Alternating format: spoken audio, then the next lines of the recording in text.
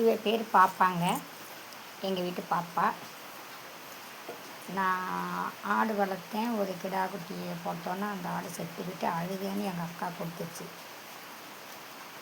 எங்கள் அக்கா கொடுத்துச்சு வந்து ஒரு குட்டி போட்டா. அதோட அந்த குட்டி 2 குட்டியை போட்டுச்சு. 2 அந்த போடணும்னா ஒரு 7 வருஷத்துக்கு முன்னாடி எல்லாம் 3மே செத்துக்கிட்டு. இவ மட்டும்தான் இருந்தா. அன்னையிலேருந்து இன்னைக்கு வரையும் பால் கறக்கிறா 7 வருஷமாக. அவள் எதையுமே குட்டியும் போடல, ஒன்றும் போடல. யூரின் உள்ளே போக மாட்டா, வெளியில் தான் போய் போடுவா. இந்த மெத்தை பாருங்க, இந்த மெத்தையில் தான் நான் படுப்பேன். இந்த மெத்தையில் தான் அவளும் படுத்துக்குவாள்.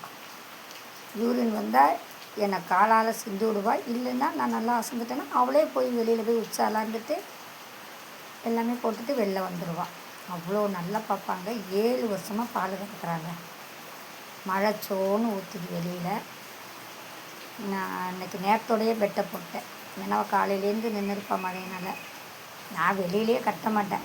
ஏன்னா அவள் யூரின் தான் உள்ளே போக மாட்டாள், எதுவுமே உள்ளே பண்ண மாட்டாள். அதனால் நான்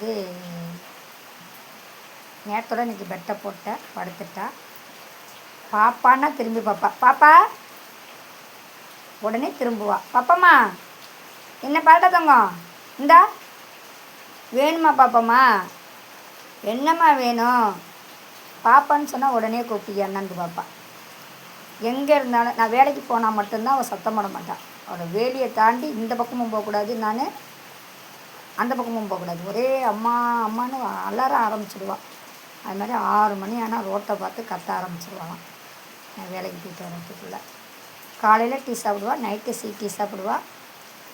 நைட்டு இல்லை, சாயந்தரம் 6 மணிக்கு வந்தோன்னே டீ வைப்பேன். அந்த டீ குடித்தாதான் அவள் இதாக இருப்பாள். இது நான் சாப்பிட்ற 8 சட்டை அத்தனையும் சாப்பிடுவாள்.